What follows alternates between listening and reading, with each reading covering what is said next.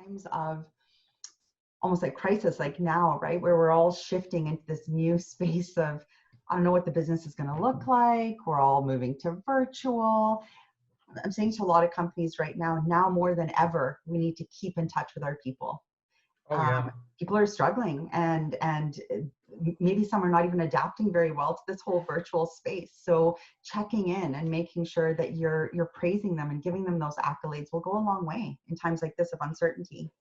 It's huge. And it's, again, not allowing gaps to be created, and gaps is lack of communication. And particularly in times like this, you're dealing with major anxiety building from everybody, from their own fear of adjustment, fear of change, and fear of the unknown. Mm-hmm. And so as a leader, maybe one of the most important things you can do right now is not allow them to fill that gap with their own thoughts that are going down rabbit holes of who knows where they're at. Mm-hmm. And then work suffers, which then builds its own snowball effect in terms of creating more anxiety, and off they go. And as a leader, you cut that or fill that gap immediately, fill the void immediately with that frequent communication, constant check-in, and constant reinforcement of the most current information that you can give them to remove their ability to create their own information in their head based on their own fears and anxiety. And it's not just shoving it down their face, but being somebody there to listen, to hear, and to help remind them that you're with them through this, and we're in this together, and whatever we need to do to help each other, we're here.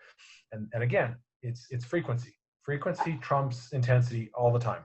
Yeah, I think that's an important message, the frequency and consistency of everything. So Correct. Oftentimes in businesses, right, I'm sure you've heard the same in companies, they, in terms of performance feedback, they do the annual review. Well, one time a year isn't going to cut it, right? No. It's having those constant check-ins. And, what I say to companies is having those constant check-ins may seem like a really huge time investment for you, but I can tell you that that's going to give you the value. That's where you're going to draw on talent from your people. That's where you're going to garner the trust, because those conversations don't have to be an hour long every week. It could be a quick 10-minute check-in. Like, how are things going?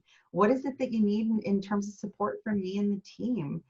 What challenges are you facing? All of those types of questions are a touch point for you and your staff person or your people, instead of that one-time annual review that just has to take place. It's mandated, right? Well, think of it this way, and you're 100% right, Sophia, that we get back to that big word of trust, which is, I believe, the foundation of everything. If you have that, there's not much you can't do as a group. If you don't have it, it doesn't really matter.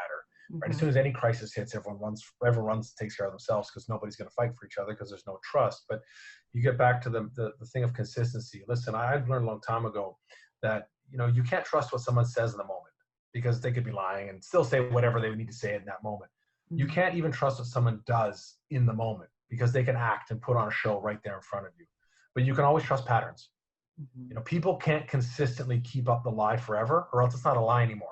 That's how they act, right? So, and that's why consistency trumps intensity, because anyone can put on a good show once in a while, and we know it. And that anyone can do a nice quarterly review and a quarterly survey and a good quarterly meeting and a good random event, and they say, look how much I care about you. What we're judging is, either consciously or subconsciously, what's the pattern here?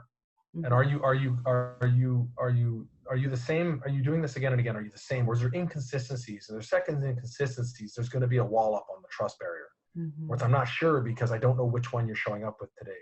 And that's why I'm a huge believer with businesses that we'll talk about, like a daily huddle, 5 minutes, 2 minutes, check in. And all you're doing is you're upping the time frame when I can get to trust, because I see you every day, at least for a few minutes, and you're the same person that I saw yesterday. And you're acting the same and speaking the same, and you have accountability for what we talked about. And all you're doing is speeding the curve to getting to absolute trust, because it's a frequency thing. And the more frequent we can do it, the sooner I can gauge you're the same person. And if we only do this once every 3 weeks, and listen, if you date someone once a month, it's going to take years before you know the person.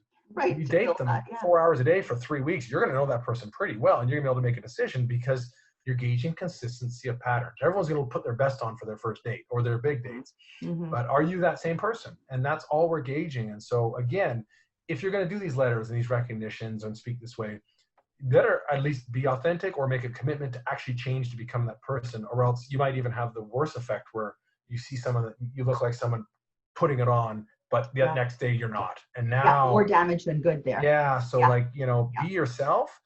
And commit to doing what you got to do again and again and again and again and again. And so you realize this is who this person is. And you don't have to like everything about someone, but now you can trust them because this is who they are and this is how they act. So I know now how to converse with you because I have knowledge of how you do things. And that is so powerful.